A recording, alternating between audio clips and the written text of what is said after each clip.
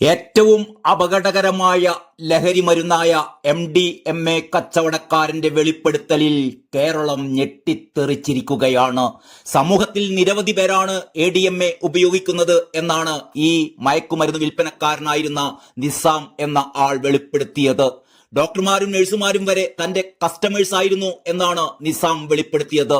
സഹോദരനും സഹോദരിയും ഭാര്യയും ഭർത്താവും ഒക്കെ ഒരുമിച്ചെത്തി തന്റെ പക്കലിൽ നിന്നും MDMA വാങ്ങിയിട്ടുണ്ട് എന്ന് നിസാം വെളിപ്പെടുത്തുമ്പോൾ ഞെട്ടുന്നത് കേരളമാകെയാണ്.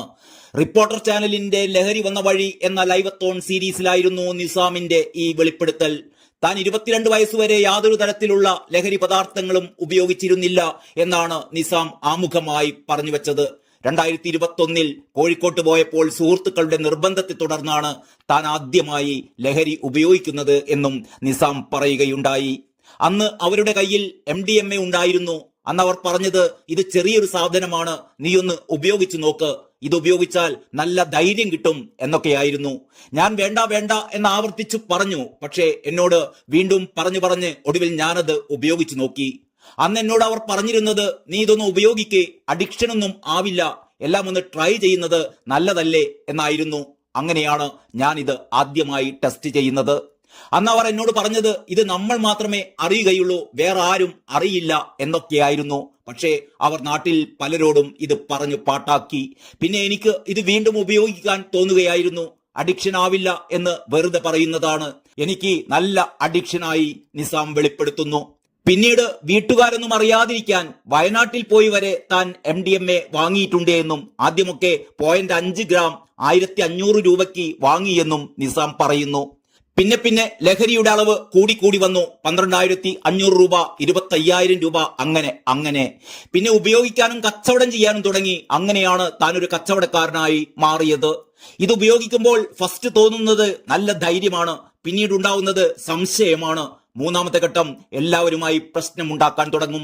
നാലാമത്തെ ഘട്ടം പേടിയാണ്. നമ്മളെ ആരെങ്കിലും ഉപദ്രവിക്കാൻ വരുമോ, വീട്ടുകാർക്കും നാട്ടുകാർക്കും വേണ്ട എന്ന് തോന്നി പേടിച്ചാണ് അവസാനം മരിക്കാമെന്ന ചിന്തയിലേക്ക് ആളുകൾ എത്തുന്നത്. ഞാൻ മൂന്നാമത്തെ ഘട്ടത്തിലായിരുന്നു, നിസാം റിപ്പോർട്ടറിനോട് പറയുകയുണ്ടായി.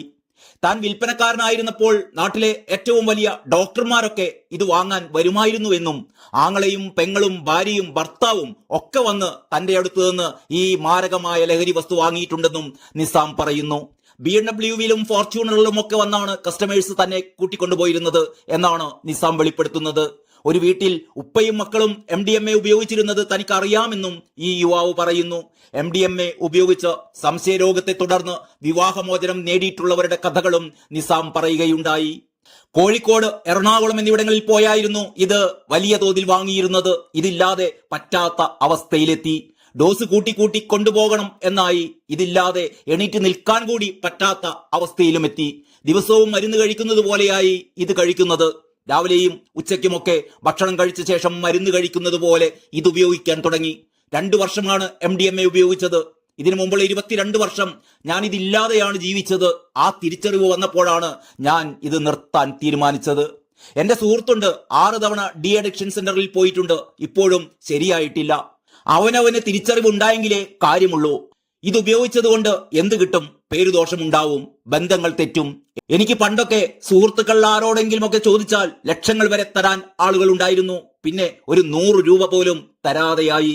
MDMA അടിക്കാനല്ലേ എന്ന് ചോദിക്കുമായിരുന്നു അവരൊക്കെ, നിസാം വേദനയോടെ പറയുന്നു. ഇത്രയും നാളും ഞാൻ എനിക്കും സുഹൃത്തുക്കൾക്കും വേണ്ടി ജീവിച്ചു. ഇനി ഞാൻ എന്റെ വീടിനും നാടിനും വേണ്ടി ജീവിക്കാൻ പോകുകയാണ്. ഇപ്പോൾ എല്ലാവർക്കും മനസ്സിലായി ഞാൻ ഇതൊക്കെ നിർത്തിയെന്ന്. ഇനി ഞാൻ ഇങ്ങനെ തന്നെ പോവുകയാണ്, നിസാം പറയുന്നു.